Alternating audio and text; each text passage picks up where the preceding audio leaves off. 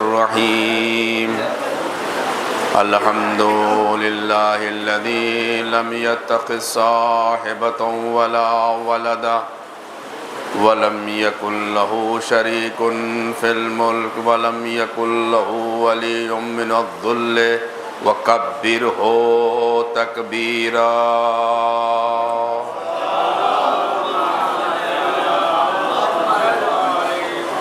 الصلاة والسلام وتحية والإكرام على البشير النذير السراج المنير سيدنا ونبينا وشفينا وحبيب قلوبنا وطبيب نفوسنا مولانا ومولى الثقلين جد الحسن والحسين أبي القاسم محمد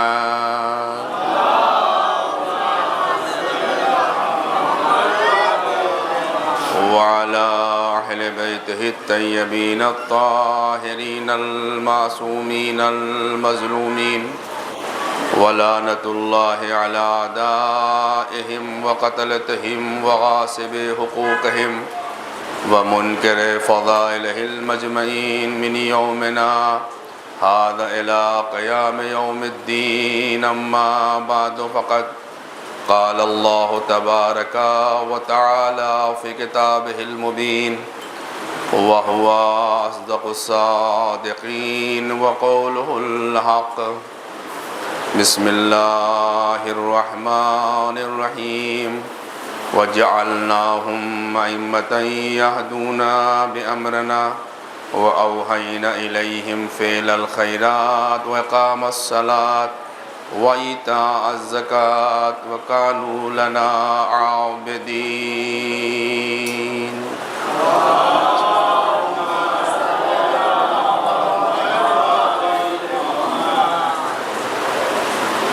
عزاداران مظلوم کربلا، ماتمداران مظلوم کربلا،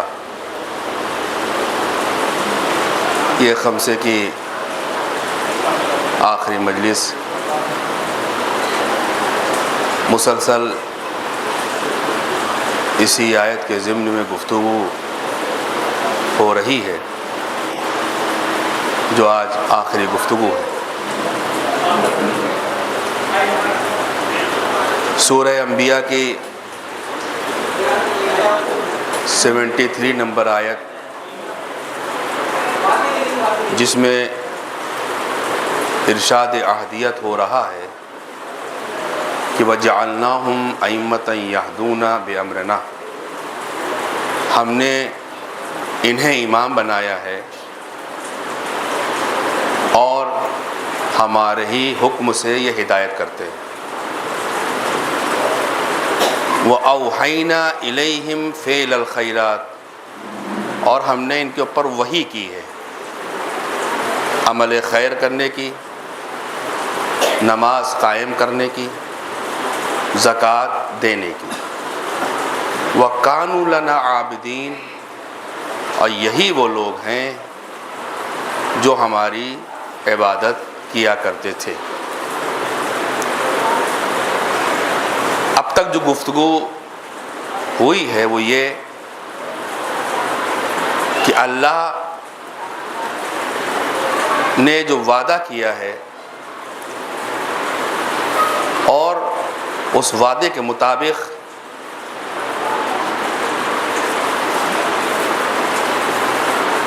لوگوں کے درمیان قرآن کے ذریعے سے، احادیث پیغمبر کے ذریعے سے، احادیث معصومین کے ذریعے سے اس کے احکام اور اس کے حکم پہنچ رہے ہیں.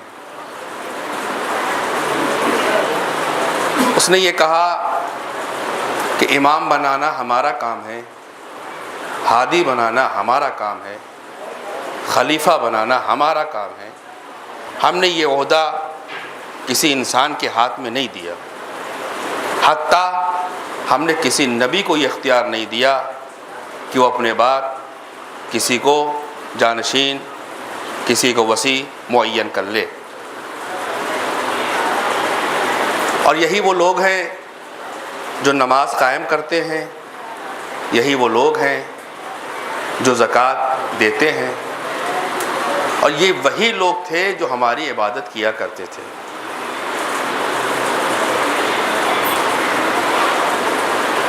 ہمیشہ اپنی گفتگو کا آغاز حمد الہی سے اور حمد پروردگار سے کرتا رہتا ہوں، اور آج بھی ان جملوں کے ساتھ اپنی بات کا آغاز کروں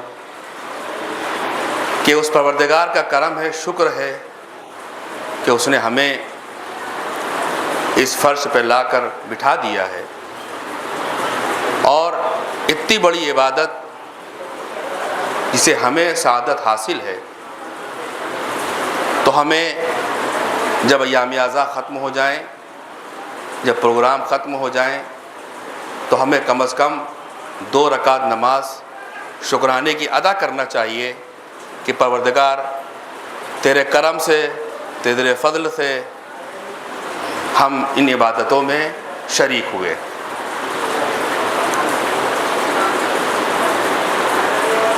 آج کی جو گفتگو ہے بہرحال 10:40 ہو گیا ہے، 50 منٹ انشاءاللہ، 45 منٹ 50 منٹ میں اپنی بات کو تمام کرنا ہے۔ وہ یہ کہ یہی وہ لوگ ہیں جو ہماری ہدایت کرتے ہیں۔ آپ دیکھیں کہ ائمہ معصومین علیہ الصلوۃ والسلام نے کن کن حالات میں، کیسے کیسے حالات میں ہماری ہدایت کی اور اپنے پیغام کو پہنچایا ہے۔ آج یہ جو مجلسیں ہو رہی ہیں، آج یہ جو فرش عزا بچھا ہوا ہے، آج یہ جو نظر و نیاز ہو رہی ہے، آخر وجہ کیا ہے، سبب کیا ہے، علت کیا ہے کہ جہاں پر اس قوم کو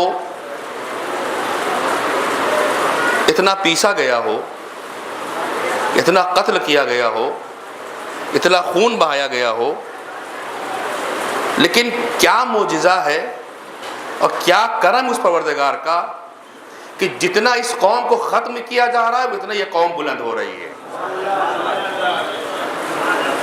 اب آپ خود مشاہدہ کیجئے، مجھ سے بہتر آپ لوگ جانتے ہیں، اگر دیکھیں تو آپ اگر زمانہ اٹھا کر دیکھیں تو ہر زمانے میں اہل بیت کے دشمن تھے، چاہے وہ بنی امیہ کا دور ہو، چاہے وہ بنی عباس کا دور ہو، وہاں بھی ہمارا خون بہایا جا رہا تھا، اور آج بھی ہمارا خون بہایا جا رہا ہے، اور کہیں نہ کہیں ہمیں ختم کرنے کی کوشش کی جا رہی ہے، اور کہ ان لوگوں کو بیچ سے ہٹایا جائے۔ تو 2 وجہیں ہیں جو میں سمجھ رہا ہوں کہ یہ قوم اتنا سب کچھ ہونے کے بعد آج بھی اتنا زندہ دل کیوں ہے۔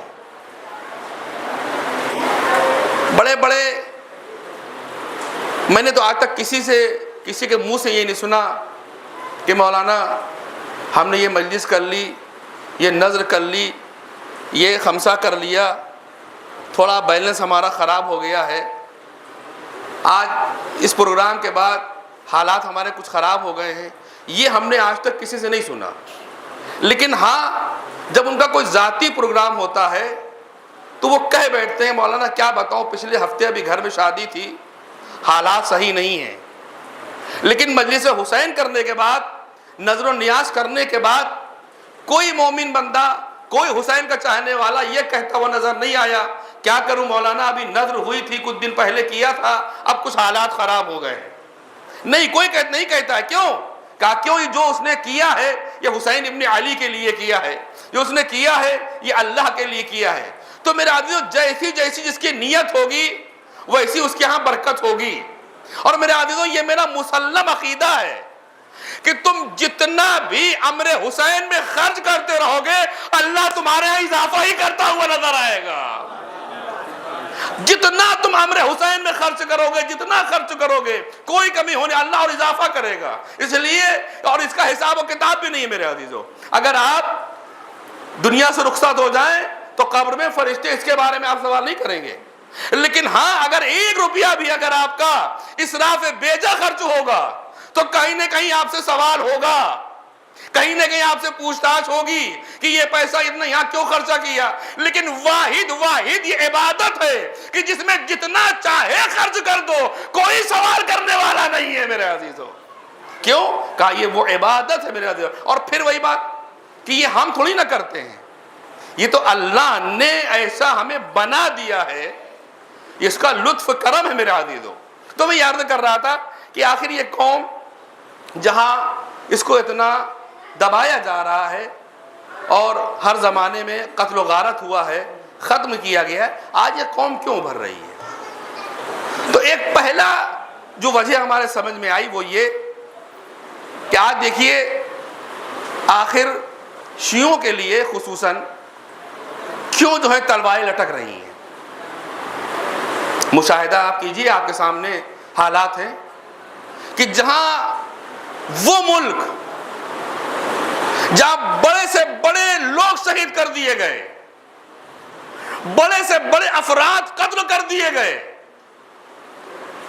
لیکن کہیں ذرہ برابر کہیں قدم جو ہے وہ لرزہ نہیں ہے میرے عزیزو، آج بھی ثابت قدم ہے اور ایسا جواب دیا ہے، سامنے جو دشمن ہے نا وہ بھی سوچنے پہ مجبور ہو گیا ہے آخر وجہ کیا ہے کہ یہ ہم ان کو ختم کر رہے ہیں اور یہ ختم نہیں ہو رہے ہیں۔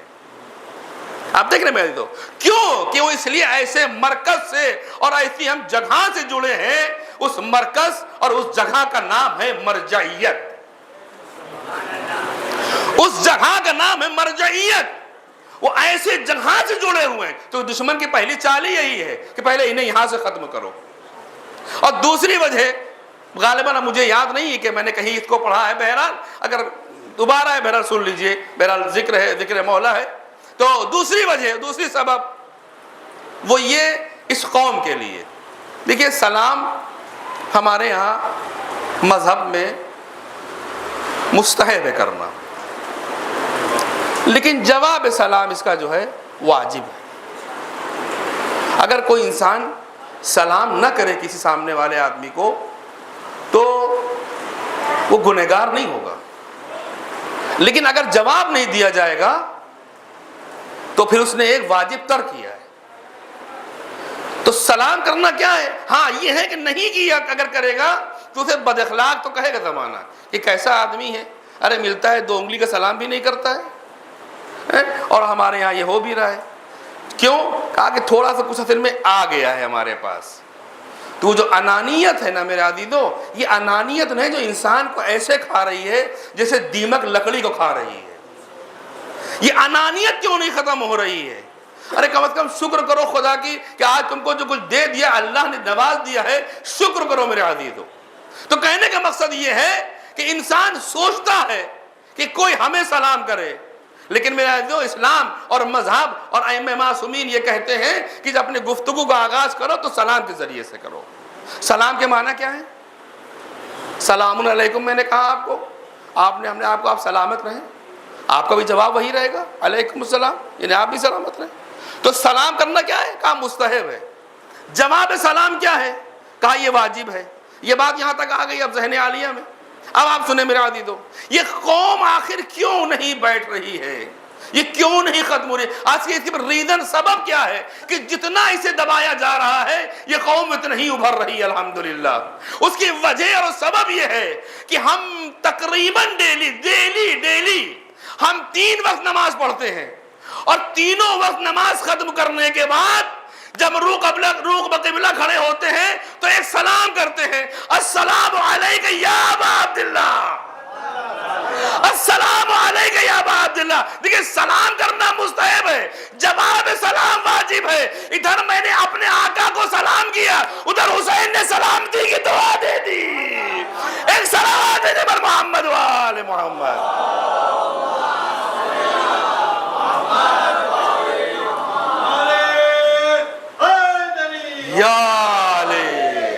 بات سمجھے آپ؟ تو آج یہ حسین کی دعا ہے سلامتی کی، لہذا ضرورت اس بات کی یہ ہے کہ ہمیں اس عزا کی حفاظت کرنے چاہیے۔ اب آپ دیکھیں کیسے یہ ہدایت کرتے ہیں، موضوع ہمارا یہی ہے کہ کس وقت کس کو یہ ہدایت کرتے ہیں۔ اب آپ دیکھیں بہت بڑا نام ہے علامہ امینی، سنیے میرے آدمی، جنہوں نے صاحب غدیر، جنہوں نے الغدیر لکھی ہے، یہ تیسری جلد میں یہ واقعہ ملے گا انشاءاللہ، اگر آپ لوگ مطالعہ کرنا چاہیں دیکھ سکتے ہیں۔ وہ تحریر فرماتے ہیں کہ ایک ناسبی تھا، یہ کن حالات میں کیسے، اور یہ وہی لوگ ہیں نا، قرآن کہہ رہا ہے کہ یہ اللہ نے کہا ہے کہ ہم نے انہیں امام بنایا، یہ ہمارے امر سے ہدایت کرتے ہیں۔ اب حسین ابن علی ائمہ اطہار علیہ السلام کیسے اور کہاں سے ہدایت کرتے ہیں، دیکھیں میرے عزیزو۔ وہ تحریر فرماتے ہیں تیسری جلد میں علامہ امینی کہ ایک شخص تھا، بہت بڑا ناسبی تھا، یعنی سخت ترین اہل بیت کا دشمن تھا۔ تو اس نے منت مانگی کہ ہمارے یہاں اگر کوئی بیٹا ہوگا تو اس کو ہم ڈاکو بنائیں گے، اور ڈاکو بنائیں گے نہیں، بنا کے اس کو کربلا کے راستے پہ بٹھائیں گے۔ سنیے میرے عزیزو، اب حسین ابن علی یہ وہ ہیں، ان الحسین مصباح الہدی و سفینۃ النجات، حسین ہدایت کا چراغ ہیں اور نجات کی کشتی ہیں۔ اس کو ذہن میں رکھیے گا، انشاءاللہ بات آپ تک پہنچ جائے۔ تو اس نے کہا کہ ہم یہ کام کریں کہ ہماری منت ہے۔ اب آپ دیکھ رہے کیسی کیسی منت مانی جا رہی ہے۔ اسی لیے میں اپنے نوجوانے سے کہتا ہوں کہ اگر کوئی تمہیں آرزو، کوئی منت علم کے اوپر کرنا ہے تو منت ایسی کرو جو منت کہی جائے۔ منت دیکھیں، میں مخالفت کی نہیں کر رہا ہوں، میں کسی بات کو وہ نہیں کر رہا ہوں۔ اب ہمارے کیا مثلا یہ کام ہو جائے گا تو ہم ایک جو ہے وہ گلاب کا ہار بنوا کے لا کے علم پہ چڑھا دیں گے، اس کا میں مخالفت نہیں، بالکل چڑھائیے، یہ منت نہیں ہوئی۔ یا مثلا بہت سی منت ہے کہ اگر ہمارا بچہ ہائی اسکول میں پاس ہو جائے گا تو ہم جو ہے یہ لا کے جو ہے 14 کنڈے رکھیں گے۔ کیا ہے مطلب؟ نظر ہونی چاہیے، منت ہونی چاہیے جو اہل بیت نے مانی ہے کہ اگر ہمارا یہ کام ہو جائے گا تو 2 رکعت نماز شکرانے کی ادا کریں گے، اگر ہمارا یہ کام ہو جائے گا تو 3 روزے رکھیں گے۔ میرے عزیزو، یہ سب منتیں ہونی چاہیے۔ میں مخالفت تو نہیں کر رہا ہوں، بالکل نظر و نیاز یا یہ روح جان ہے ہماری، ہونا چاہیے، بالکل ہونا چاہیے، لیکن منت میں نہ لائیے آپ۔ اگر یہ ہو جائے تو آپ یہ کہہ دیں کہ ہم اتنے بچوں کی جو ہے فیس دے دیں گے یا اتنے غریب کو کھانا کھلا دیں گے، یہ چیزیں ہیں میرے عزیزو۔ تو میرا ادھر نہیں جانا ہے ورنہ بات بہت ہو جائے گی۔ تو منت مانگی میاں بیوی نے کہ بیٹا ہوگا تو ہم ڈاکو بنائیں گے۔ اچھا، اتفاق سے جو ہے وہ بیٹا ہو ہی بھی گیا، جوان ہوا، بڑا ہوا۔ جب بڑا ہو گیا تو اس کو لا کے کربلا کے راستے پہ بٹھا دیا گیا، اس کو تیار کیا گیا، آمادہ کیا گیا کہ جو زائر آئیں زوار حسین قافلہ، ان کو لوٹ لو۔ بہرحال تو اس کے ساتھ 5 6 7 آدمی اور تھے، 10 آدمی، پورا غول تھا، پورا گروپ تیار تھا۔ اب وہ جب گروپ تیار ہو گیا اور لا کے جو بٹھایا گیا تو ساری آمادگی ہو گئی، تو اس نے کہا جو جس کا بیٹا تھا، تو مین تو لیڈر یہی تھا نا، تو لیڈر نے اپنے لڑکوں سے، اپنے آدمیوں سے کہا دیکھو ہم جا رہے ہیں سونے، اور جیسے ہی کوئی قافلہ آئے گا یہ ذہن رکھیے گا، ان الحسین مصباح الہدی و سفینۃ النجات، تب بات مکمل ہوگی۔ یا وہ آیت کہ وجعلناہم ائمۃ یہدون بامرنا، یہ وہ لوگ ہیں جو ہمارے حکم سے ہدایت کرتے ہیں۔ میرے عزیزو، یہ آ کے لیٹ گیا، سو گیا۔ یہ سویا تو جو پہرے دار بیٹھے تھے وہ بھی سو گئے، یہ سب کے سب سو گئے۔ قافلہ آیا اور نکل گیا۔ اب جب قافلہ نکل گیا تو بعد میں اس کو پتا چلا، تب یہ بالکل غصے میں آ گیا کہ کیسے تم لوگوں، میں تم کو بٹھایا تھا اور پہلا دن تھا اور آج پہلا ہی دن کام نہیں ہو پایا۔ تو اس نے کہا سرکار ناراض نہ ہوئیے، غصہ نہ ہوئیے، اب آپ سوئیے آرام سے، ہم لوگ نہیں سوتے ہیں۔ کہا ٹھیک۔ یہ آ گیا بستر پہ، پھر سو گیا۔ اب جو سویا تو اٹھا، تو اٹھنے کے بعد اب یہ گریہ کر رہا ہے۔ سنیے میرے عزیزو، یہ گریہ کر رہا ہے، گریہ کرتا جا رہا ہے، ایک جملہ کہہ رہا ہے کہ ہمیں حسین کا روضہ بتاؤ کہاں پہ ہے۔ محسوس نہیں کیا جملے میرے عزیزو؟ محسوس نہیں کیا؟ یہ رو رہا ہے، یہ رو رہا ہے، کہا مجھے حسین کا روضہ بتاؤ۔ کہا کیا ہوا تمہیں، آخر ہوا کیا ہے؟ کہا میں اس وقت بس رو رہا ہے، یہی جملہ یہی کہہ رہا کہ ہمیں حسین کا روضہ بتاؤ، ہمیں حسین کا روضہ بتاؤ۔ جب اس کے دوستوں نے بہت پوچھا کیا بات ہے، وجہ کیا ہے، سبب کیا ہے آخر؟ کہا تمہیں میں خواب میں نے دیکھا کہ محشر کا ہنگام ہے۔ سنیے، محشر کا ہنگام ہے، ایک افراتفری کا ماحول ہے۔ عزیزان گرامی، عزیزان گرامی، برادران عزیز، نوجوانوں، اپنے اعمال کو سدھارو، وہاں تمہاری مدد کرنے والا کوئی نہیں ہوگا۔ خود چھٹے امام نے فرمایا ہے کہ تمہاری شفاعت تو ہم کرائیں گے، یہ ذمہ داری امام کی ہے، لیکن برزخ کا انتظام تم کر کے آؤ۔ برزخ کا مطلب سمجھے آپ، یعنی وہ جو ہم نے گناہ کیے ہیں، بہرحال خدا معاف کرنے والا ہے، اور میں نے اکثر میں مجلسوں میں کہا کرتا ہوں کہ وہ جو ہماری گردن پہ واجبات ہیں ہم انہیں ترک نہ کریں، اور ان میں سے ایک اہم چیز ہے حقوق الناس۔ اب یہ بڑا سخت مرحلہ آ گیا میرے عزیزو، اب یہ تھوڑا سے میٹر بھی سخت ہے، ممکن ہے کہ بات چبھنے بھی لگے۔ حقوق الناس، ہم نے کسی سے قرض لے لیا اور وعدہ کیا تھا 15 دن کا، 18 دن ہو گئے آج تک ابھی تک ہم نے قرض نہیں دیا۔ یہ کیوں ہو رہا ہے؟ آخر وجہ کیا ہے؟ آپ کی گردن پہ کسی کا حق ہے۔ اب ایک جملہ عرض کروں، بہت بہت بہت آہستہ سے پڑھ لو میرے جملہ، عزیزان گرامی، اگر یہ حق کسی کا آپ کے گردن پر رہ گیا میرے عزیزو، تو کوئی بھی عمل آپ کا قابل قبول نہیں ہے۔ اسے اللہ اپنے ہاتھوں معاملے کو معاف کر سکتا ہے، لیکن حقوق الناس کا جو میٹر ہے بہت سخت ہے، لہٰذا اس پہ نگاہ کریے نوجوانوں، میرے عزیزو۔ حقوق الناس سخت ترین عمل ہے میرے عزیزو، یہ ہم لوگ ہلکے میں لیتے ہیں، اس کو ہلکے میں نہ لیجیے میرے عزیزو۔ اور اگر کسی کا ہے کوئی، چاہے وہ برادر ہو، چاہے کوئی وہ خانوادے کا ہو، چاہے کوئی رشتہ دار ہو، چاہے کوئی وہ پڑوسی ہو یا کوئی دوست ہو، لہذا اگر کسی کا حق آپ کی گردن پہ ہے فوراً ادا کیجیے۔ تو کہا دیکھا کہ محشر ہے اور ہنگام ہے اور سب ایک افراتفری کا ماحول ہے، اسی اثنا میں ہمارے اوپر ایک ڈیسیژن لیا گیا، کہا اسے جہنم میں ڈال دیا جائے۔ کہا میرا فیصلہ زندگی کا ہو چکا، اب مجھے جہنم کے فرشتے کھینچ رہے ہیں جہنم میں ڈالنے کے لیے، اور میں چلا رہا ہوں، یہاں تک مجھے کھینچ کے جہنم میں ڈال دیا گیا۔ جب جہنم میں ڈال دیا گیا، میں نے دیکھا کہ چاروں طرف سے آگ ابھری ہوئی ہے اور مجھے جہنم میں ڈالا لٹکا دیا گیا ہے۔ اور لیکن اب جب میں نے غور کیا کہ آگ تو سلگ رہی ہے لیکن آگ ہمیں ضرر نہیں پہنچا رہی ہے، مجھے ضرر نہیں پہنچا رہی ہے، مجھے ضرر نہیں پہنچا رہی ہے۔ تو فرشتوں نے کہا جہنم کی آگ سے کہ یہ بتا تو اسے نقصان کیوں نہیں پہنچا رہی، کیوں نہیں جلا رہی ہے؟ ارے کہا میں کیا کروں، میں کیسے اسے جلاؤں؟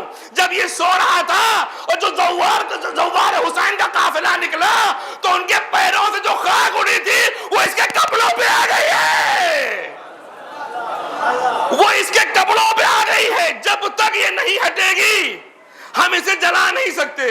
اسے نکالا گیا، سنیے میں بہت لطف آئے گا، اس کو نکالا گیا اور نکالنے کے بعد اس کے کپڑے کی جو ہے خاک جھاڑی گئی، اور روایت میں بھی ہے میرے عزیزو، آپ پتہ ہے بہت لوگ تمنا کرتے ہیں، جاتے ہیں کربلا جب مشی کرتے ہیں 40 پہ، تو جو زوار کی خاک اڑتی ہے پیروں کی، اللہ اکبر اللہ اکبر، کیا عظمت ہے اس کی میرے عزیزو۔ تو اس کو نکالا گیا، صاف کیا، دوبارہ پھر ڈالا گیا۔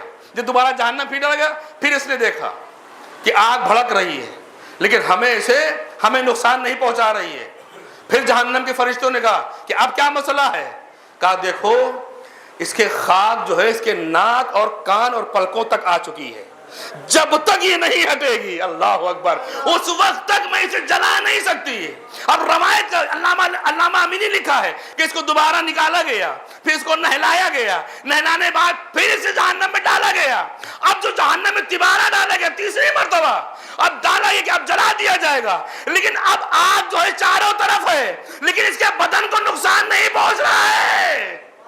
اب جب بدن کو نقصان نہیں پہنچا تو پھر فرشتوں نے کہا، جملہ آپ کے حوالے کر رہا ہوں، پھر فرشتوں نے کہا یہ مسئلہ کیا ہے بھائی، تم اسے کیوں نہیں جلاتی؟ تو اس نے آگ نے کہا میں کیسے جلاؤں، اس لیے جو زوار کے پیروں کی خاک اڑی تھی وہ اس کے ناک کے ذریعے سے اس کے لہو میں مل گئی،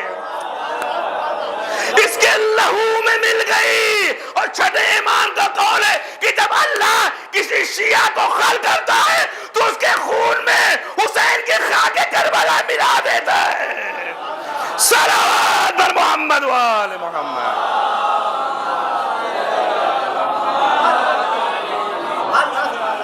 دیکھا عزیزو کیوں کہ یہ خاک کربلا کا کمال، یہ خاک میرے عزیزو، لہذا ضرورت ہے ہمیں جو کوئی بھی امام حسین سے کوئی چیز منسوب ہو گئی ہمیں اسے احترام کرنا چاہیے۔ کبھی کبھی ایسا ہوتا ہے کہ ہم لوگ بڑے الجھن میں رہتے ہیں اور غور و فکر نہیں کرتے ہیں، اس لیے یہ عظیم ترین نام ہے میرے عزیزو۔ لہذا دیکھیں اب کیسے اس کو ہدایت ملی، ان الحسین مصباح الہدی وسفینۃ النجات، حسین ہدایت کا چراغ ہے اور نجات کشتی ہے۔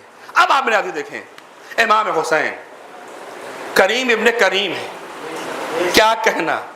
اور مجھے اس موقع پہ کسی شاعر کے 4 مصرے یاد آ گئے کہ علی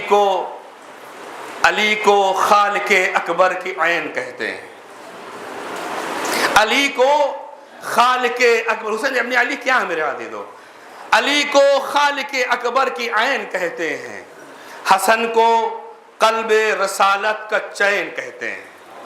اب تیسرا چوتھا مصرع آپ کے حوالے کر رہا ہوں کہ علی کو خالق اکبر کی عین کہتے ہیں، حسن کو قلب رسالت کا چین کہتے ہیں، اور بچا کے دین خدا جو خدا کے لاج رکھے، ارے زبان عشق میں اس کو حسین کہتے ہیں۔ صلوات بر محمد وآل محمد۔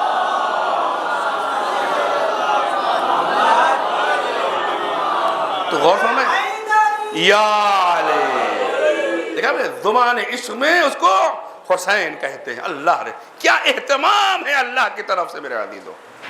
دیکھیں حسین ابن علی کیا، اسی لیے پیغمبر نے جگہ جگہ امام حسین کو پہچانوایا ہے۔ دیکھیں کہ امام حسین اگر پیغمبر سجدے میں ہیں، اب یہ چونکہ واقعات سنے ہوئے لہذا ادھر مجھے نہیں جانا ہے، لیکن ایک اہم نکات کچھ بیان کرنا ہے آج کی مجلس میں، اس کے بعد ختم دعا کہ حسین ابن علی کیا ہیں، ان کی عظمت کیا ہے، آخر کیسے ہیں اور کس طرح سے ہمیں ہدایت دیتے ہیں۔ تو دیکھیں آپ میرے عزیزو، امام حسین پیغمبر مسجد میں ہے، منبر پہ ہے، آپ کا خطبہ جاری ہے، پیغمبر امام حسین سے کتنی محبت کرتے ہیں یہ دیکھیے آپ۔ میں نے کہا کہ زبان عشق میں اس کو حسین کہتے ہیں، قرآن کہہ رہا ہے یہ وہ لوگ ہیں جو ہمارے حکم سے یہ ہدایت کرتے ہیں۔ پیغمبر نے فرمایا ان الحسین مصباح الہدی وسفینۃ النجات، پیغمبر نے فرمایا حسین منی وانا من الحسین احب اللہ من احب حسین۔ دیکھیے حدیث یہاں پہ لکھی ہوئی ہے، کیا ہے کہ حسین منی وانا من الحسین، حسین مجھ سے ہے اور میں حسین سے ہوں، احب اللہ من احب حسین، اللہ اس سے محبت کرتا ہے جو حسین سے محبت کرتے ہیں۔ اچھا یہاں پہ ایک پوائنٹ ہے آپ کی خدمت میں عرض کر دوں کہ جب یہ پیغمبر نے فرمایا تو بعض علماء نے کہا کہ یہ جملہ جو ہے، اگر یہ ہم کہیں کہ پیغمبر نے کہا ہے کہ احب اللہ من احب حسین، اللہ اس سے محبت کرتا ہے جو حسین سے محبت کرتے ہیں، یعنی پیغمبر انہیں ایک پیغام دے رہے ہیں، یعنی ایک خبر پہنچا رہے ہیں۔ وہ تو جب خبر اور پیغام کا ترجمہ کریں گے تو یہی کریں گے، کون سا کہ اللہ احب اللہ من احب حسین، اللہ اس سے محبت کرتا ہے جو حسین سے محبت کرتے ہیں۔ لیکن اگر اس کو ہم خبر نہ مانیں، پیغام نہ مانیں، یہ مانیں کہ پیغمبر نے دعا کی ہے، جو جب دعائیہ جملہ اس کو مانیں گے تو ترجمہ یہ نہیں ہوگا کہ اللہ اس سے محبت کرتا ہے جو حسین سے محبت کرتے ہیں، پھر ترجمہ یہ نہیں ہوگا، پھر ترجمہ دوسرا ہوگا، کیا ہوگا کہ حسین منی، وہ آپ ترجمہ پیش کریے، حسین منی وانا من حسین، حسین مجھ سے ہے میں حسین سے ہوں، احب اللہ من احب حسین۔ اگر اس کو دعا مانے تو پیغمبر کی دعا یہ ہے پروردگار تو اس سے محبت کر جو حسین سے محبت کرے۔ صلوات بر محمد وآل محمد۔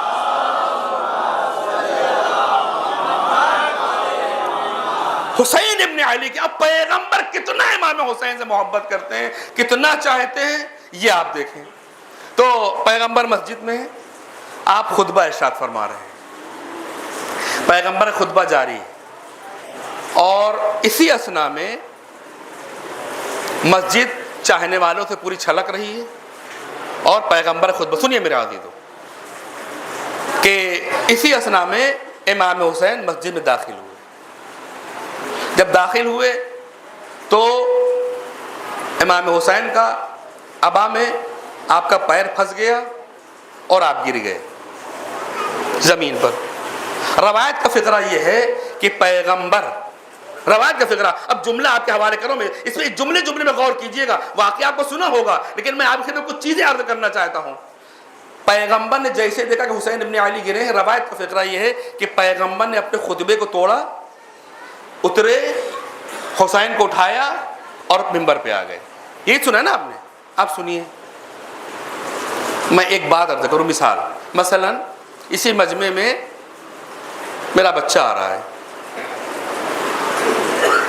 अच्छा, अब आज चूंकि बहुत से चेहरे हमारे सामने नए हैं, जो रोज़ाना वाले हैं उनको भी जानता हूँ, तो आप कोई भी होगा, बहरहाल जितने भी अफराद बैठे हैं, बच्चा हमारा दाखिल हुआ जो हमारा चाहने वाला था।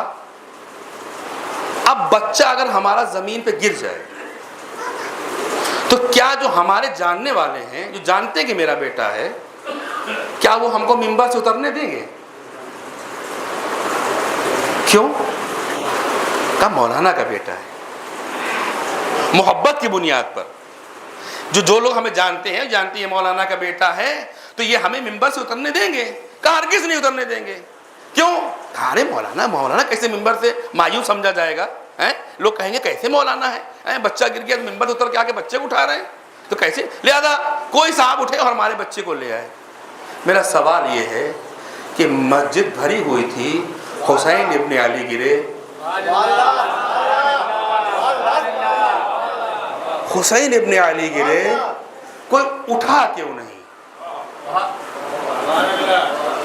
कोई उठा क्यों नहीं? कि कोई उठता कहता या रसूल अल्लाह आप बैठे, कैसी बातें कर रहे हैं?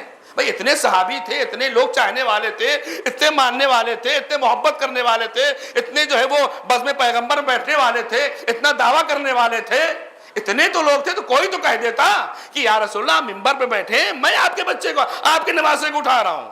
लेकिन सवाल ये कि पैगंबर क्यों उतरे? तो सवाल दो जवाब है कि ये कह दीजिए कि उस मजमे में जितने थे सब जो है वो अली से मोहब्बत नहीं करते थे, क्योंकि जानते थे ये अली का बेटा है। क्योंकि एक बात बताऊं आपकी खिदमत में, क्योंकि पैगंबर ने ये कहा था, जब पैगंबर 11 हिजरी में दुनिया जा रहे थे तो पैगंबर ने अली को करीब बुलाया और एक चादर ली, चादर में मौला अली का सर ले लिया और कहा कि या अली तुम्हारा बुग़्ज़ जो है वो लोगों के दिलों में भरा हुआ है, जैसे ही मेरी आँख बंद होगी वैसे ही ये बुग़्ज़ उभर आएगा। ये जुमला कहा था 11 हिजरी पैगंबर ने। इसे ये अब बात आएगी, तो ये कह लीजिए कि उसमें जितने लोग थे तो सब जो है वो मौला के मानने वाले नहीं थे। चलिए ठीक है, लेकिन एक बात समझ में नहीं आती है, वो ये कि पैगंबर का खुतबा हो, पैगंबर मिंबर पे हो, मीसम ना हो, अम्मार ना हो, मिक़दाद ना हो, वह कोई तो होगा, इनमें से कोई उठता और उठाने के बाद पैगंबर को लाके खिदमत पे, या रसूलल्लाह आप ज़हमत ना करें, मैं आपके बच्चे को उठा रहा हूं, मैं आपके नवासे को उठा रहा हूं। लेकिन तारीख में लिखा किसी के कोई नहीं उठा, लेकिन मुमकिन है, पाया जाता है, इम्कान पाया जाता है कि कोई सहाबी उठा हो और कि ला उठ के इस बच्चे को उठा ले। मुमकिन है पैगंबर ने मना कर दिया, खबरदार, जुमला आपके हवाले कर रहा हूं, कहा खबरदार मत उठाना। क्यों? कहीं ऐसा ना कल का मौर्रिख ये लिख दे कि जब इमाम गिर रही थी तो सहाबी ने सहारा दिया था।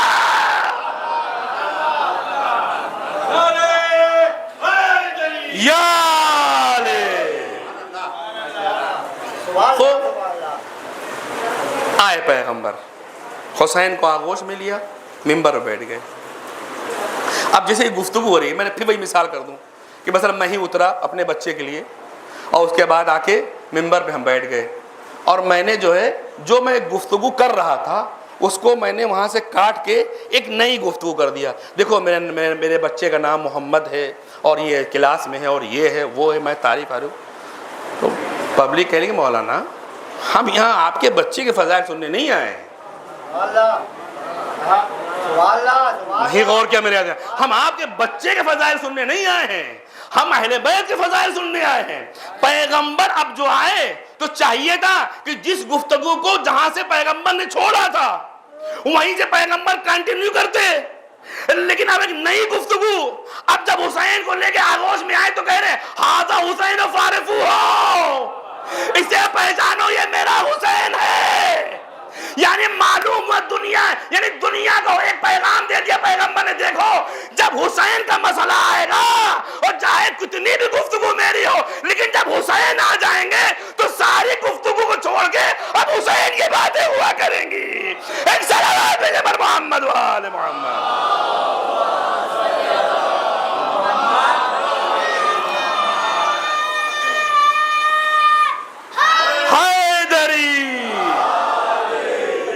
سمجھے آپ؟ یہ ہے امام حسین، یہ عظمت امام حسین. تو جگہ جگہ پیغمبر نے امام حسین کو پہچانوایا ہے. اور کیا کہنا میرے عزیزو، اس لیے کہ اتنا اہتمام. دیکھیے جتنے بھی امام اس دنیا میں آئے، بہرحال مولا کائنات کے بارے میں آپ جانتے ہی ہیں کہ آپ کی ولادت خانہ کعبہ میں ہوئی، لیکن اللہ رے یہ محبت، یعنی اللہ امام حسین سے کتنی محبت کر رہا ہے. اس کا اندازہ آپ دیکھیے کہ جب امام حسین کی ولادت ہوئی ہے تو جو ملائکہ اتر رہے ہیں آسمان سے زمین پر، یہ کس لیے آ رہے ہیں؟ ان کا نزول کس لیے ہو رہا ہے؟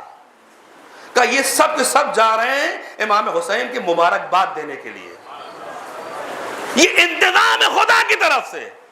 اب آپ ذرا غور و فکر کریں میرے عزیزو، امام حسین کی ولادت ہوئی ہے اور ولادت ہونے کے بعد ابھی جو ہے وہ فرشتوں، یعنی اعلان کس کا ہے؟ یعنی اللہ نے فرشتوں کو حکم دیا ہے کہ جاؤ اور ہمارے رسول کی خدمت میں مبارکباد پیش کرو. یہ صفوں کا اترنا بتا رہا ہے. یہ صفیں کتنی؟ 1500. ہم نے تاریخ میں تو کچھ نہیں پڑھا، میں نے کچھ لکھا ہو، کوئی عدد نہیں ہے. کہ ملائکہ کی صفیں اتر رہی ہیں، صفوں پہ صفیں اتر رہی ہیں آسمان سے زمین پر. کس لیے؟ کہ حسین کی مبارکباد دینے کے لیے پیغمبر کی خدمت میں. آپ اہتمام دیکھیں، وہیں پر ایک گڑھے میں، ایک جزیرے میں ایک پڑا ہوا تھا، اس نے وہاں سے آواز دی کہ اے جبریل، کیا قیامت آ گئی ہے؟ کیا قیامت آ گئی ہے کہ اتر رہے ہو؟ کہا قیامت نہیں آئی ہے، رحمت آئی ہے. رحمت آئی ہے میرے آدمی. تو کہا کیا بات ہے؟ کہا کہ مجھے جو ہے وہ رسول کے ہاں نواسا آیا ہے، لہذا میں مبارکباد کے لیے جا رہا ہوں. دیکھیے یہ سب یہ ہے نا، ان الحسین مصباح، یہ ذہن میں رکھیے گا تب بات واضح ہو گئی. اور وجعلناہم ائمۃ یہدون بامرنا، یہ ہمارے حکم سے، یہ ہمارے امر سے ہدایت کرتے ہیں. سنیے میرے عزیزو، یہ صفیں اترنا، کہاں جا رہے ہو؟ کہا پیغمبر کو مبارکباد دینے کے لیے. کہا ہمیں بھی لے چلو. یہ فرشتہ یہاں ہزاروں سال سے کیا کر رہا تھا؟ یہ سال دو سال کی بات نہیں ہے. کہا کہ اس کا نام تھا فطروس، اور اس نے غرور کیا تھا، گھمنڈ کیا تھا. غرور اور گھمنڈ کی بنیاد پر اللہ نے اس کو عذاب میں مبتلا کر دیا تھا. عذاب تھا خدا کا اس کے اوپر. یعنی اس کا مطلب یہ ہے کہ پروردگار کو غرور اور گھمنڈ پسند نہیں ہے. لہذا اگر کوئی کسی صاحب کے پاس اقتدار، حکومت یا کرسی یا دولت آ جائے تو سڑک پہ آ کر کرنا چاہیے، اس لیے کہ اللہ کو پسند نہیں ہے میرے عزیزو. یہ آپ کی عقل آپ تک رہے گی، اللہ کو یہ پسند نہیں ہے. اللہ کا بھی بندہ آپ نہیں کہلائیں گے. لہذا پڑا ہوا تھا، کہا ہمیں بھی لے چلو. کہا ہاں چلو. اٹھایا، لے کے چلے، پیغمبر خدمت پیش کر دیا، پورا حال بتایا. اب یہاں علامہ مجلسی بھی علیہ رحمہ نے اس میں یہ لکھا ہے کہ فطرس سے حسین ابن علی، فطرس سے پیغمبر نے کہا کہ جا اور جا کے اپنے کو حسین سے مس کر لے. جا اور اپنے کو حسین سے مس کر لے. تو اب آپ بتائیے، سارے ذاکرین، سارے علماء کیا پڑھتے ہیں کہ جھولے سے مس کیا ہے. جھولے سے، جھولے سے مس کیا ہے. یعنی پیغمبر، یعنی امام حسین کے جسم سے مس نہیں کیا. میں ایک پوائنٹ کی طرف آپ کو لے جانا چاہ رہا ہوں. یعنی کیا مطلب؟ کہا یہ جھولے سے مس کیا. سب پڑھتے ہیں میرے عزیزوں. اور جب اگر زیارت پڑھیں گے امام حسین کی جو 3 شعبان والی ہے اس میں بھی یہ لفظ گہوارے کا آیا ہے, آپ مطالعہ کر لیجئے گا, ملے گا آپ کو. تو وہاں بھی گہوارے کا لفظ ہے. پیغمبر نے یہ کہا کہ تم جاؤ اور اپنے آپ کو حسین کے جسم سے مس کر لو. یہ بڑھا, اور بڑھنے کے بعد اب اس کا ایک یہ میرا خود کا جواب ہے, کسی کا جواب نہیں, میرا جواب ہے. ممکن ہے یہ پیغمبر کے مطابق جا رہا ہو کہ جا کے ہمیں حسین سے اپنے آپ کو مس کرنا ہے, لیکن یہ حسین تک نہ پہنچاؤ, جھولے تک ہی پہنچاؤ. کیا سن رہے ہیں؟ میں نے جملے پہ غور نہیں کیا. ممکن ہے جسم تک نہ پہنچاؤ, جھولے تک پہنچاؤ, اور جھولے تو جیسے ہی مس ہو گیا. اب اس میں نتیجہ ہے, جس جھولے سے مس ہو گیا ویسے اس کو بالوں پر مل گئے. لیکن میرے عزیزو, یہ حقیقت ہے میرے عزیزو, اس نے وہاں تک تو نہیں پہنچا. یہ بات بتا رہی ہے کہ جھولے سے مس کیا ہے. تو آئیے اس مسئلے کو حل کریں. تو کیسے کریں؟ تو میں فطرو سے پوچھوں, فطرو تو ہی بتا, جب پیغمبر نے پرمیشن دے دی تھی, پیغمبر نے اجازت دے دی تھی, تو نے اپنے آپ کو حسین سے کیوں نہیں مس کیا؟ تو ممکن ہے فطروس ہمیں جواب دے کہ پیغمبر نے کہا تھا, مجھے یقین تو تھا کہ اگر میں حسین سے مس کرتا تو مجھے بالوں پر تو مل جاتے, لیکن ایک پیغام چلا جاتا. میں نے کہا کون سا پیغام؟ کہا لوگ یہی کہتے کہ حسین ہو تو نجات ہو. اللہ اکبر, اللہ اکبر, بہت قیمتی جملہ. لوگ یہی کہتے کہ حسین ہو تو نجات ہو, حسین ہو تو نجات ہو. اور جو دنیا والے ان علم پہ, تعزیے پہ جو فتویٰ لگا رہے ہیں, یہ تو فتویٰ لگا رہے ہیں. سنے میرے آجو, فطروس نے کہا کہ میں نے جھولے سے مس کر کے دنیا والوں کو بتا دیا, اگر کوئی چیز حسین سے منسوب ہو جائے, صلوات بر محمد وآلہ,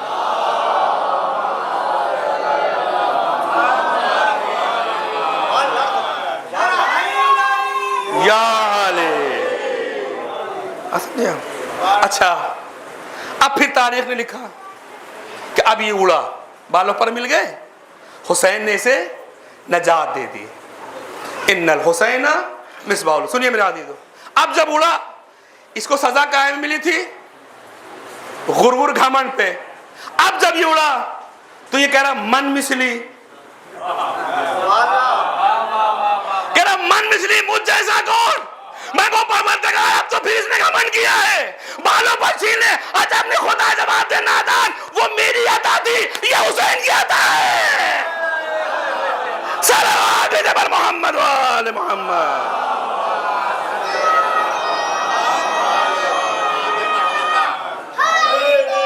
یا بات سمجھے ہمیں, یہ میری عطا ہے, من مثلی, مجھ جیسا کون. دیکھا مقام امام حسین کا ہے, مقام سرکار سید الشہداء کیا ہے میرے عزیزو, یہ ہے. اس طریقے سے ہدایت ہوئی ہے. وَجَعَلْنَاهُمْ أَئِمَّةً يَهْدُونَ بِأَمْرِنَا وَأَوْحَيْنَا إِلَيْهِمْ فِعْلَ الْخَيْرَاتِ.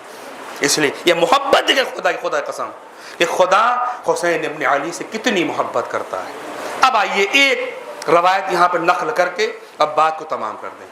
اب یہ دیکھیے, یہ تو اہل بیت ہے, اب ہمیں کیسا ہونا چاہیے؟ بھئی ہماری بھی تو کوئی ذمہ داری ہے, بھئی ہمیں بھی تو کچھ کرنا چاہیے. بھئی انہوں نے تو اتنا کچھ کیا ہمارے لیے, ہم نے کیا کیا؟ ہم ایسے اعمال اور ایسی چیزیں انجام دیں کہ ہم باعث ان کے لیے کیا فخر بنے, ذلت نہ بنے. اس لیے کہ ہمیں وہ عمل انجام دینا ہے جس سے یہ خوش ہو جائیں. اب زمانہ ہمارے بارے میں کیا کہتا ہے؟ اب بہت لوگ کہتے ہیں صاحب, اب وہ جملے میں نہیں لانا چاہتا ہوں, لیکن اگر ہم کو علی کی محبت میں اگر کوئی مجھے کافر کہہ رہا ہے تو علی کی محبت میں ہمیں یہ بھی گوارا ہے, ہمیں یہ بھی گوارا ہے. ضرورت اس بات کی یہ ہے کہ ہمیں اپنا ایسا بنانا ہے کہ اہل بیت ہمیں قبول کرے. اور کیسے کیسے افراد تھے جو اہل بیت کے چاہنے والے اور اہل بیت کے ماننے والے. خدا قسم میں نے بہت سی حدیثیں آپ کو 5 دن میں پڑھ دیں اور بہت سی چیزیں بیان کی, لہذا کوئی بات میں دہرانا نہیں چاہتا کہ کس طریقے سے اہل بیت علیہ السلام نے تعلیم کی ہمارے لیے. وہ دعائیں, وہ حدیثیں، وہ روایتیں جو ہمارے لیے ایک بہترین زندگی کے نمونے ہمارے. بس ایک آپ روایت سن لیجئے، اس کے بعد یہیں سے مسائل، ربط مسائل. وہ یہ کہ ایک امام کا چاہنے والا تھا، امام کا عاشق، جس کا نام تھا ابن ابی عمیر. اچھا آپ دیکھیں تو کہ واقعاً اہل بیت علیہ السلام کا اگر کوئی واقعاً محب سچا، چاہنے والا، ماننے والا، ان کی بزم میں بیٹھنے والا، اور فرمایا وہ کیسا ہوتا ہے دیکھیں میرے عزیزو. حالانکہ ان کی بزم میں تو ایسے ایسے بھی لوگ بیٹھے ہیں لیکن آج تک سمجھ نہ پائے اور آ کے کہیں نہ کہیں زبان کھولی ہے. امام ابو حنیفہ کون ہے؟ چھٹے امام کے شاگرد ہیں نا، چھٹے امام کے شاگرد. ہمارے امام نہیں، ہمارے 12 ہیں. ہمارے یہاں 12 امام، 14 معصومین، 5 دن بس. لیکن یہ امام ابو حنیفہ جو ہے چھٹے امام کے شاگرد ہیں اور بہت فخر بھی کرتے تھے. لیکن ایک جگہ پہ جو آ کے انہوں نے معاملہ جو ہے وہ اس طریقے سے کیا کہ جہاں پڑھا رہے تھے اور اپنے کچھ شاگردوں کو بیٹھے، کہا دیکھو میں چھٹے امام کا جو ہوں، میں امام صادق کا جو میں شاگرد ہوں، لیکن میں ان کی جو ہے وہ کچھ باتیں ہیں جو ان کو نہیں مانتا ہوں. ہاں کہا 3 باتوں کو نہیں مانتا ہوں میں. کہا کون 3 باتوں کو نہیں مانتے ہو؟ کہا وہ 3 باتیں یہ ہیں کہ چھٹے امام نے کہا ہے کہ روز قیامت جو ہے اللہ دکھائی نہیں پڑے گا.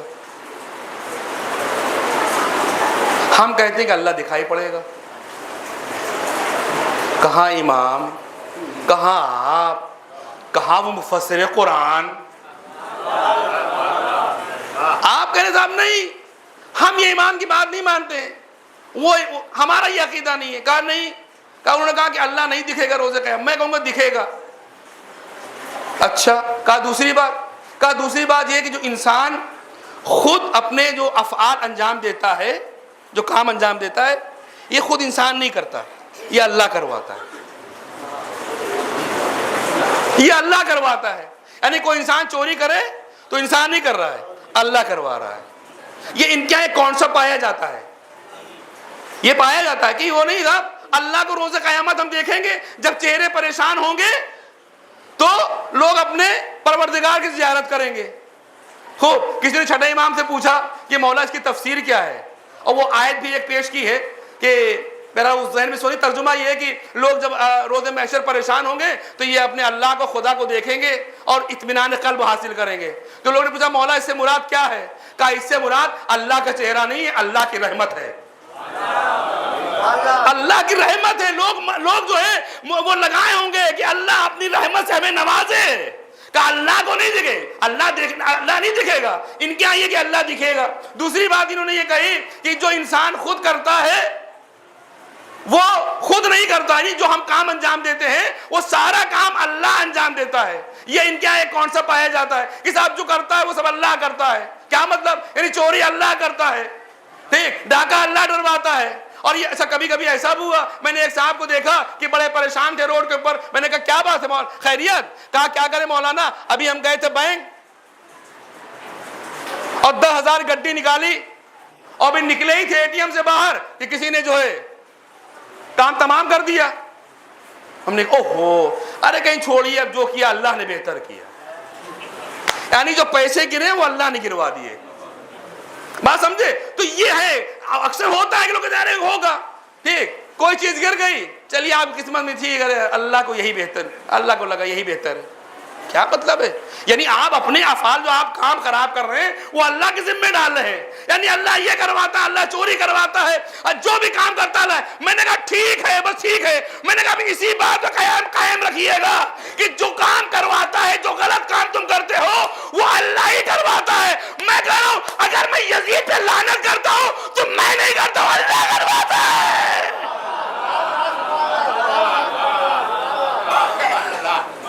اللہ کرواتا ہے. تو یہ 2 چیزیں ہو گئی. کہا کہ امام نے کہا ہے کہ وہ جو انسان کام انجام دیتا ہے وہ اللہ کرواتا ہے. میں نے کہا ٹھیک. کہا تیسری چیز یہ کہ انہوں نے کہا کہ شیطان جہنم میں جائے گا، جبکہ شیطان جو ہے آگ کا بنا ہوا ہے. تو آگ جو ہے آگ کو کیسے نقصان پہنچائے گی؟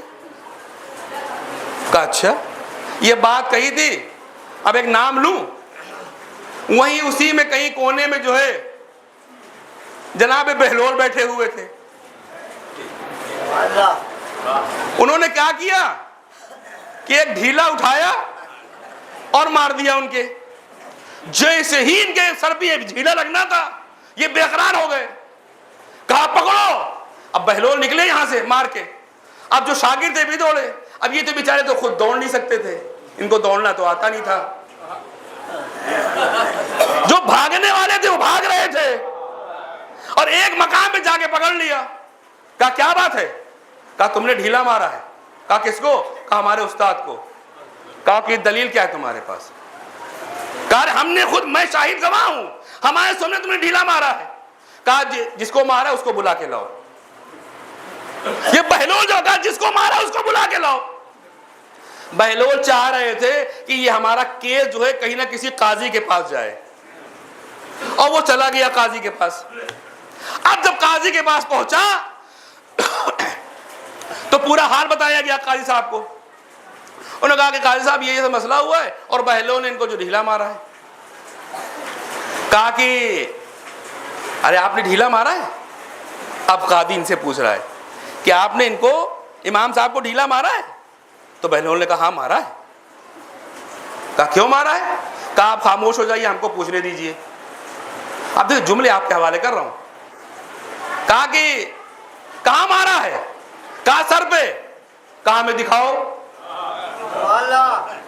کہا ہمارا درد ہو رہا ہے. کہا میں وہ درد دیکھنا چاہتا ہوں. نہیں اور کیا میرے. کہا میں وہ درد دیکھنا چاہتا ہوں. کہا کہ پاگل ہو گئے ہو، کوئی درد اپنا دکھاتا ہے؟ کہا تمہارا دماغ خراب ہے، ہمیں اللہ کیسے دکھے گا؟ اس کے بعد کہا اچھا یہ بتاؤ وہ کون سا ڈھیلا تھا؟ کائے کا بنا ہوا تھا؟ کہا مٹی کا بنا تھا. نہیں اور کیا میرے عزیزو. کہا مٹی کا بنا تھا. کہا تم کائے کے بنے ہو؟ تم کائے کے بنے ہو؟ کہا ہم بھی مٹی کے بنے ہیں. کہا تم نے جو کہا تھا کہ آگ کو آگ کیسے نقصان پہنچا سکتی ہے، ہماری مٹی مٹی کیسے پہنچا سکتی ہے؟ ایک صلوات دے پر محمد و آل محمد.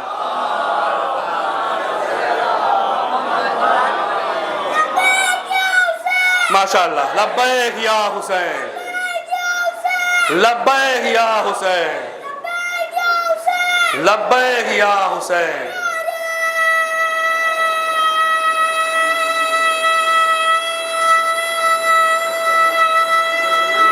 ماشاءاللہ. حیدری. کہا تم نے تو کہا تھا کہ آگ کو آگ کیسے نقصان پہنچائے گی، تو مٹی مٹی کیسے نقصان. اور سنو یہ جو تم نے کہا تھا، یہ جو تم نے کہا تھا کہ جو انسان اعمال کو انجام دیتا ہے وہ انسان نہیں دیتا ہے، وہ اللہ انجام دیتا ہے. تو ڈھیلا ہم نے نہیں مارا، اللہ نے مارا ہے. صلوات علی محمد و آل محمد.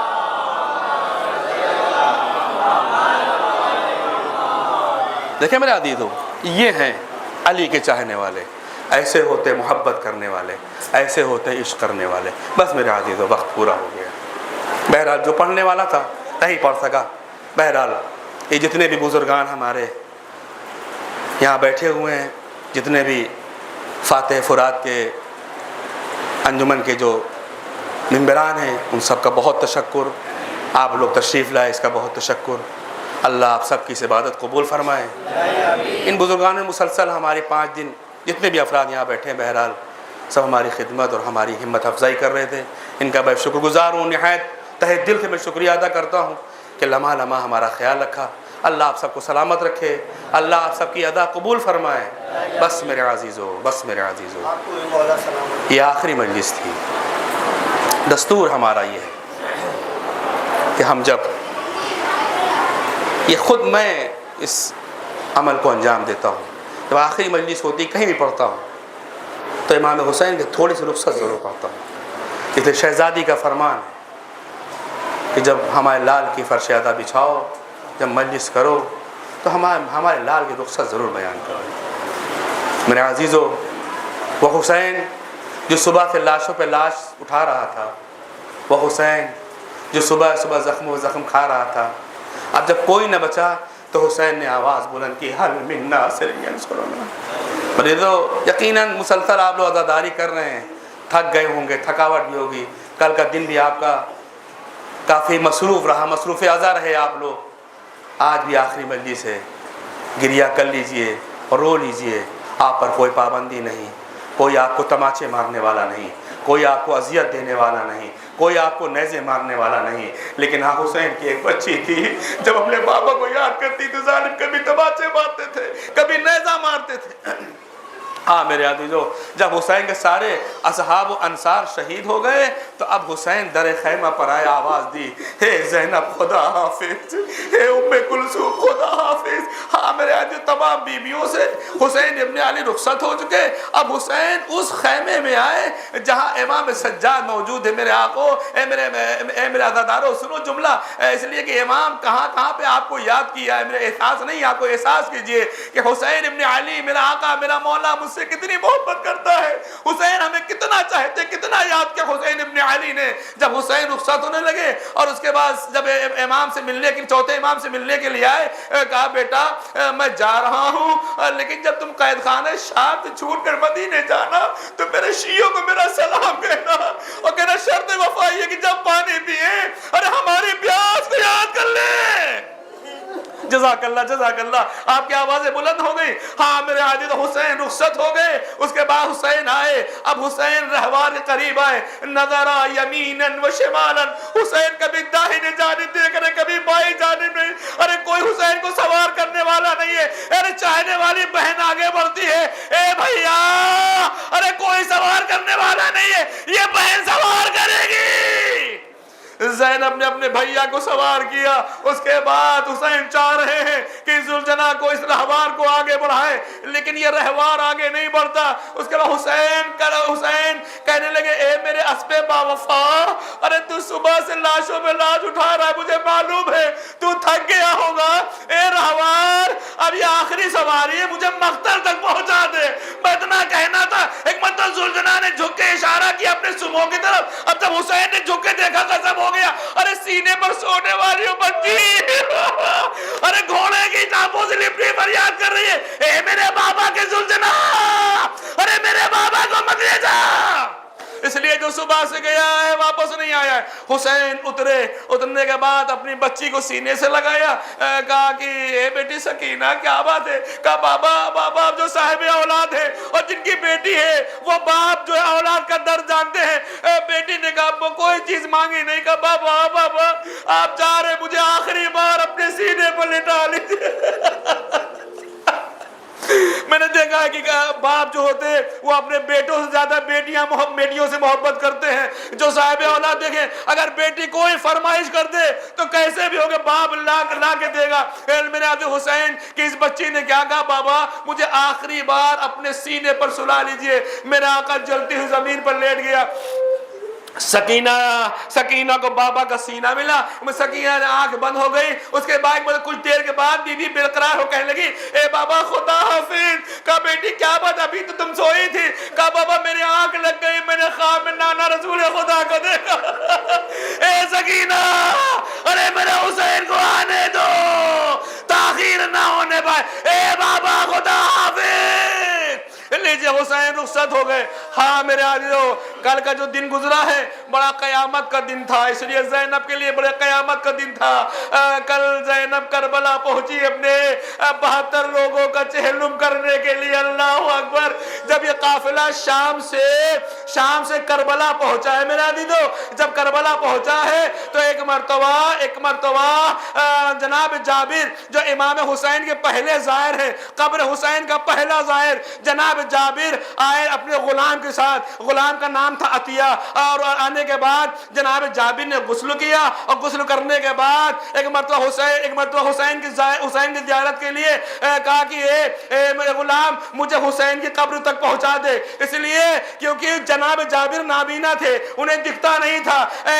تو غلام عطیہ لے کر ایک مرتبہ جناب جابر کو قبر حسین تک لایا. اس کے بعد جناب جابر نے اپنے آپ کو حسین کی قبر میں گرا کے فریاد کرنے بولنے لگے اے حسین ارے بچپن کا ساتھی آیا ہوا ہے، اے حسین بچپن کا ساتھی آیا ہوا ہے، اے حسین ارے تمہارے نانا کا صحابی آیا ہوا ہے۔ یہ گفتگو کر رہے تھے، کہا آخر تم جواب کیوں نہیں دے رہے؟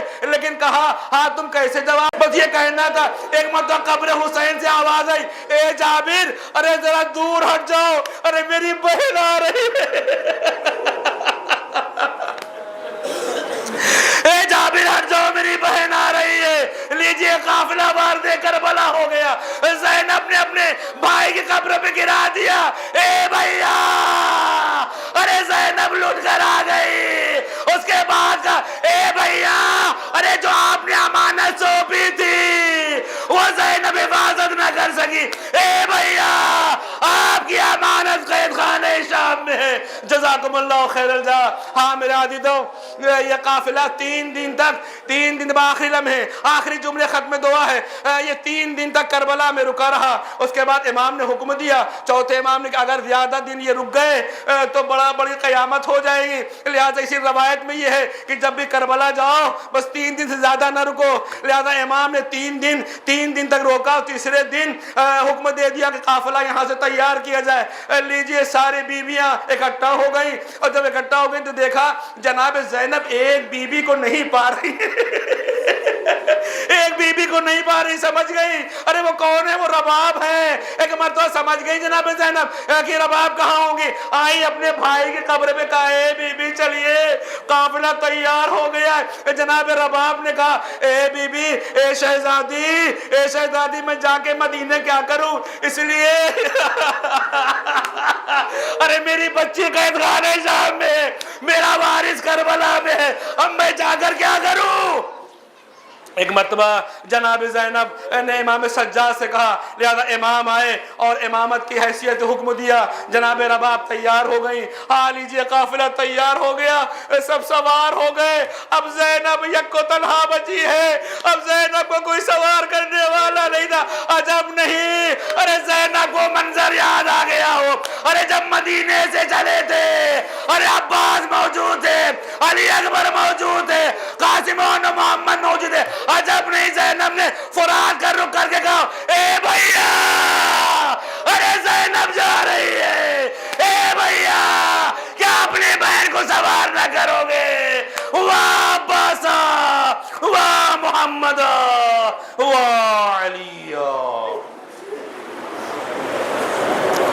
سیعلم الذین ظلموا ای منقلب ینقلبون، انا للہ و انا الیہ راجعون۔ یا اللہ یا